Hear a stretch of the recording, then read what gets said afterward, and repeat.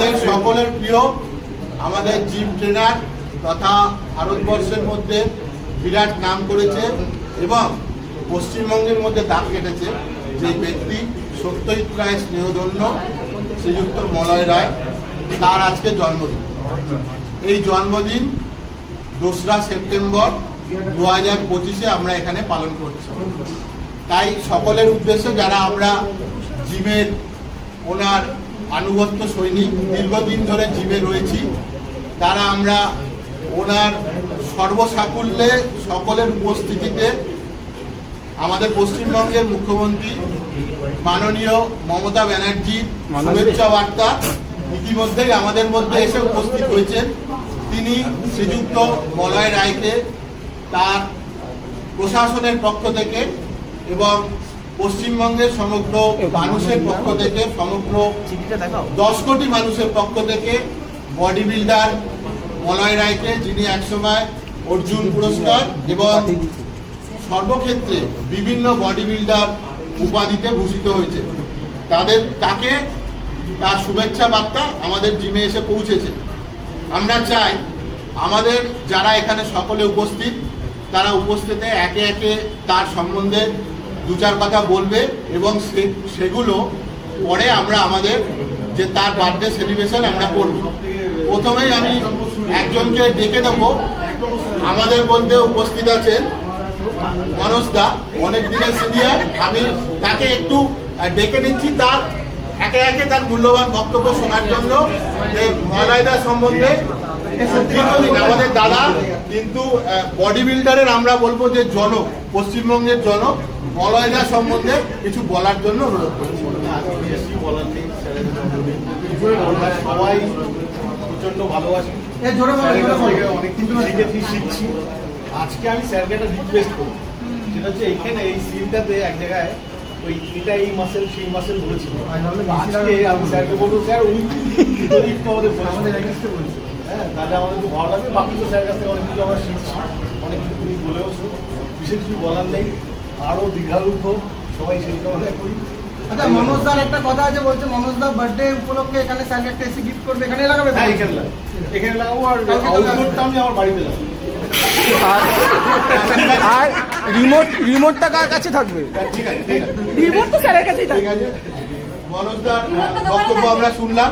এরপরে আর যে আছে রায় এসে এখন উপস্থিত হয়েছে কিনা আমি জানি না। আচ্ছা,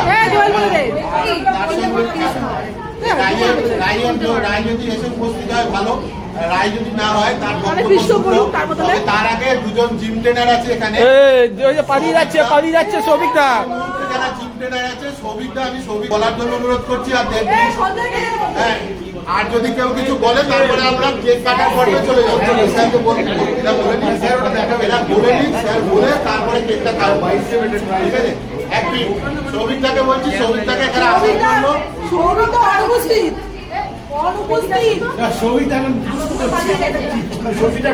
সৌভিকদা কি এখানে আছে? সৌভিকদা পালিয়ে গেছে। আসুক আগে সৌভিকদা। ওই ইয়ে করছে আমাদের দোয়েল তরফদারকে এখানে আসার জন্য অনুরোধ করি।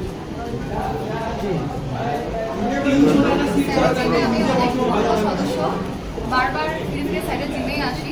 এই অত্যাধুনিকতার যুগে এখনো স্যার প্রফেশনাল ডিজাইনের বাইরে বিপিডি জিমের যুগেও আলাদাভাবে স্যার সবসময় গাইড করেন। এই জন্য আমি প্রথম থেকেই উপকৃত। আর আমি আগে ওভারওয়েট কতটা ছিলাম, এখানে যারা রয়েছে তারা জানে। সবাইকে বলবো যে স্যারের জিমে জয়েন করার জন্য। আর আজকে আমার তরফ থেকে স্যারের কাছে রিকোয়েস্ট যে একটা জয়বাবা ফিল্মকের একটা ডায়লগ যদি আমাদের সবার সাথে বলে।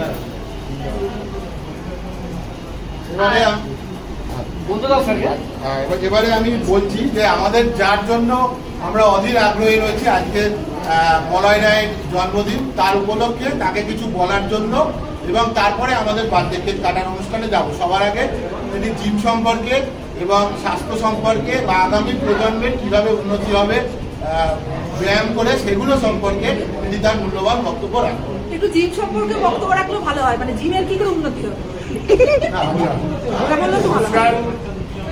আমাকে সবাই সকালবেলাও আজ আমাদের জিমের ছেলেমেয়েরা বার্থডে সেলিব্রেশন করেছে, বিকেলে হচ্ছে। আমাকে একটা জিনিস আমাকে জানতে চেয়েছে।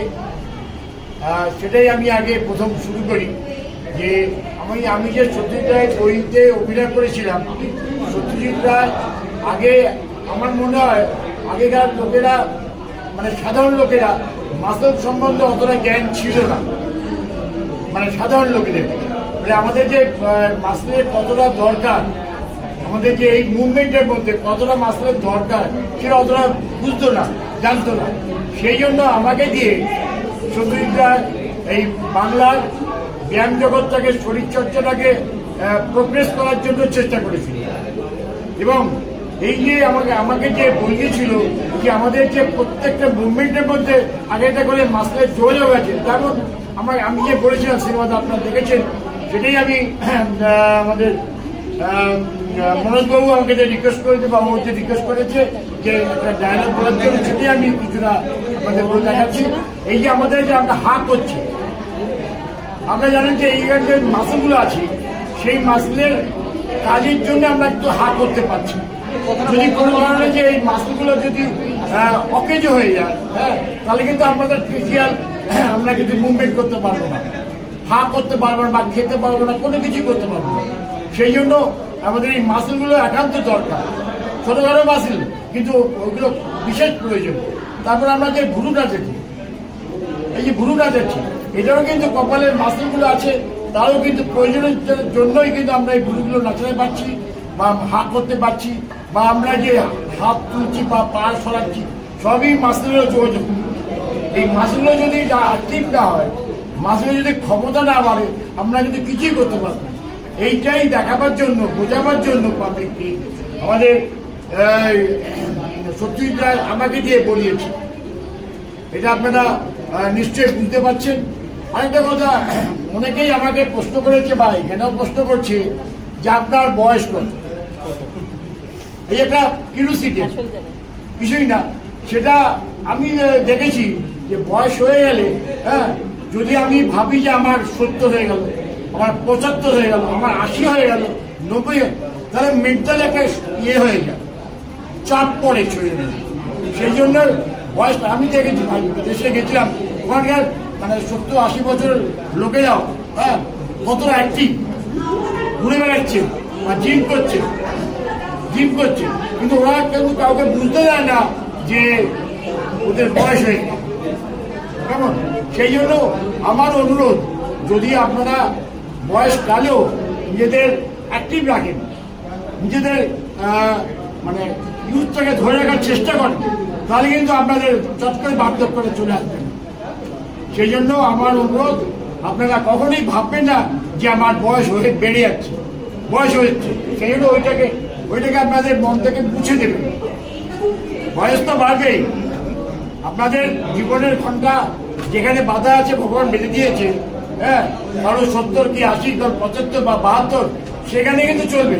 ওই হার্টের ক্যালকুলেশন অতদিন চলবে, তারপরে থেমে যাবে। আপনাকে ডাক্তারের বাবার সাধ্য নেই আপনাকে সেটাকে আউটলেট করবে। সেই জন্য আমার অনুরোধ, ওটাকে কখনোই ভাববেন না, আর সবসময় একটু হাসি খুশি থাকবেন, মানুষের সঙ্গে মেশার চেষ্টা করবেন, তাহলেই দেখবেন এটাই হচ্ছে যারা নাকি ইউথকে ধরার চেষ্টা করেন তারা এটা করতে হবে। এটাই আমার বলে